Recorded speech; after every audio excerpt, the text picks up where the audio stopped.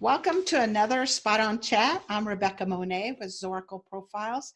We provide profiling tools to franchisors and franchise brokers that help facilitate a right fit between a prospective franchisee and a franchisor. With me today is Shannon Wilburn. She is the CEO and co-founder of Just Between Friends. So can you take just a minute and tell us a little bit about Just Between Friends before I jump right into asking you a million questions? So our brand is basically a marketplace for families to buy and sell gently used children's and maternity clothes, toys, and baby equipment. So if you can think about like a pop-up event, this is what our franchise owners do. They're event planners. So they host 2 events per year in the territory. So we sell zip codes. And the event is a pop-up where families bring gently used children's and maternity items, toys, and baby equipment to the event that they've tagged at home, and they bring it to the event. It gets inspected, gets put out on the racks. If you can think about like a department store, everything is organized. All the girls' clothes are together, all the boys' clothes are together, all the strollers are together, all the baby beds are together. Everything is organized, easy to shop, and then we allow shoppers to come in, and the shoppers are saving 50 to 90% off retail. After the event is over, the families that brought items make 60 to 70% on whatever they sold, and then they have the opportunity to donate their unsold items to a local charity. So there's that charitable aspect at the end where charities just feel super blessed by the generosity of the families. They don't have to donate, but about 50% of our selling families do that. So we have 160 locations in 32 states, and I feel blessed that I get to lead this organization. Oh, it's a wonderful organization indeed. Perfect. So the question I have for you. Yes. It's a what if question. We all have them in our lives. If only I had, or what if this hadn't? Do you have any what ifs in your lives or if onlys in your life as you look back? Yeah. So I really try not to live in the what ifs because I feel like sometimes it draws me down and can be negative. And I've been accused of being irrationally positive before, which I know comes with its own issues. Like I don't live in reality sometimes, says my executive team.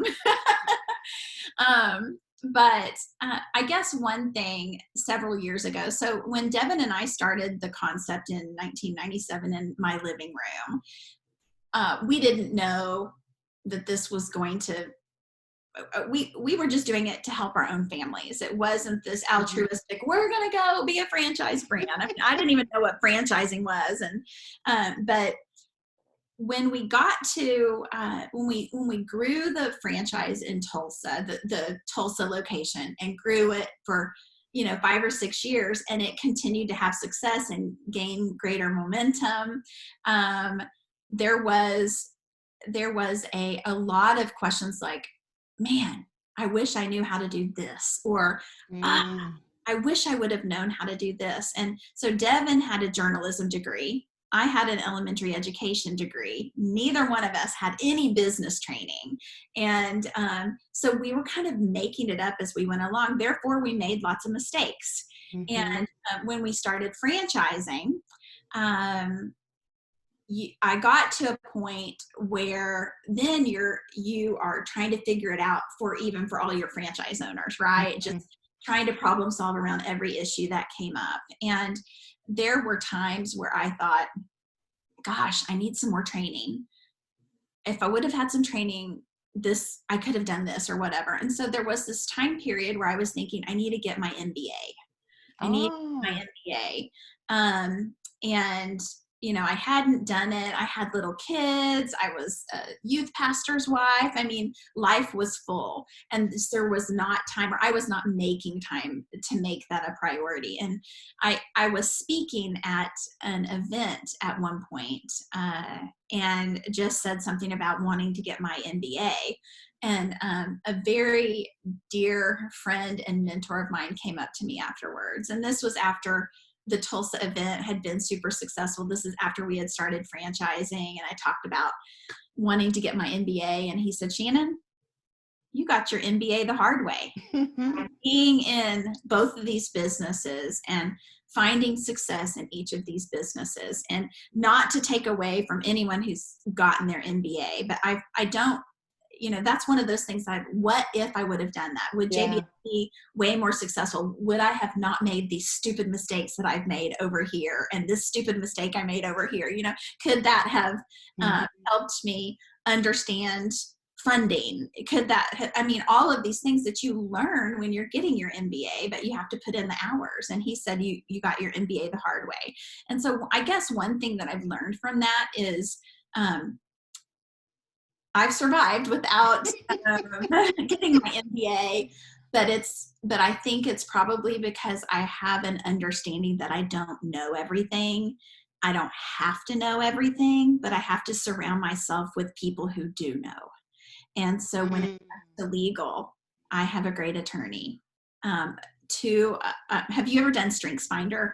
Yes, of course. We use part of that logic in the Zorakle tool. So I have strategy is not in my top 5. In fact, got it right here. I wonder if you can guess what mine are, if you know. Oh, you're going to have to tell me. Positivity. Of course. Of course. Woo.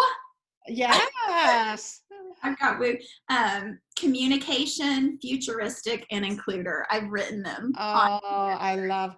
We use the logic in the Zorakle tool, and then we correlate the strengths to the business acumen. So these 5 strengths equal someone who's going to have great operational skills, etc. So we love the Strength Finder. We're gonna talk. But yeah. I brought this up for a specific reason, and now I can't remember what I was getting. I think it's that you have to surround yourself with smart people, and so you have to know and understand your strengths. Your tool does that. It helps people figure out what their strengths are, and then they're able to think, okay, I know I'm weak in strategy, but I have to have someone who knows how to be strategic. So I need to find someone and put them in a place of leadership where they can help me and help the brand move forward.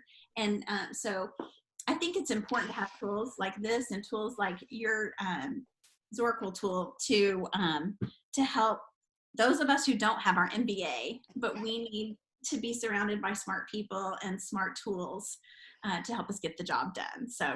But your what if I would have gotten an MBA? A, it probably would have put you in business much later. And B, yes, maybe you would have avoided a problem or two. Yes. But the gifts that you do have, including the gift of humility that you have, is that you understand, since I don't have all these strengths, since I don't have this background or this education, you know that you don't know everything.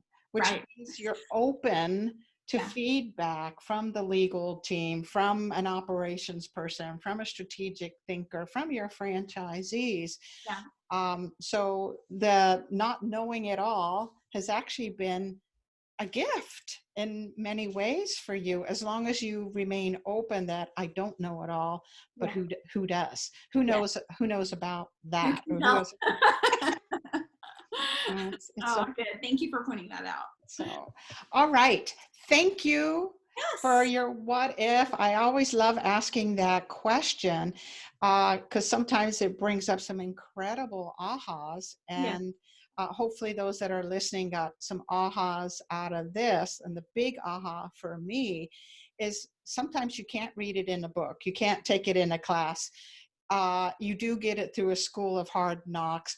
And if you can't get it that way, ask somebody who has the strength that you don't have for their advisement and their mentorship, which is what you did. You combined school of hard knocks with mentorship in various areas. And it has worked. It has worked for me. It worked. All right. Thanks again, Shannon, for your time. I really appreciate it. We'll talk soon. All right.